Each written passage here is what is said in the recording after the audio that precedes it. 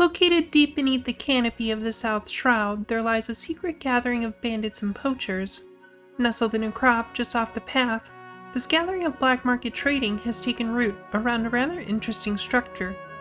At first glance, you might dismiss it as a simple support structure for the huts and tents, but what you're actually looking at is what remains of a pre-calamity airship landing. Prior to the destruction wrought by Bahamut, Highwind Skyways commissioned air travel for all of Eorzea. Originally designed as luxury travel, the means of transport quickly morphed into usage of transporting cargo when air travel became restricted following the invasion of the Garlean Empire. While transport between cities was still possible, there were plans to expand upon this by constructing various landings throughout the realm's most distant corners in order to facilitate more ease of access and broader deliveries. They quietly appeared in the moons leading up to the calamity almost overnight, but they sat dormant. When Dalamota was confirmed to be descending from the heavens, expansions on air travel were put on an indefinite hold.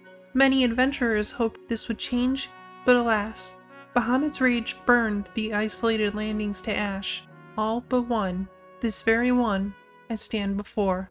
Contrary to its current location, the South Shroud Landing once resided in the North Shroud, at approximately 1906. Whether it was moved before or after I cannot say, but one thing is certain, the landing survived the Inferno and was likely stationed here in order to facilitate a new era of flight, but it alone is all that remains of this notion. Air travel restrictions had struggled to lift given the Garleans' love of blowing things up, and so all attempts at expansion were subsequently abandoned, and the landing was left to rot at the mercy of the elements.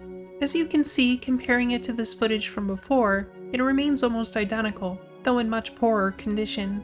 The most notable losses are the gates for the entrance and dock, both levers that once opened the gates, and one of the davits for a lamp.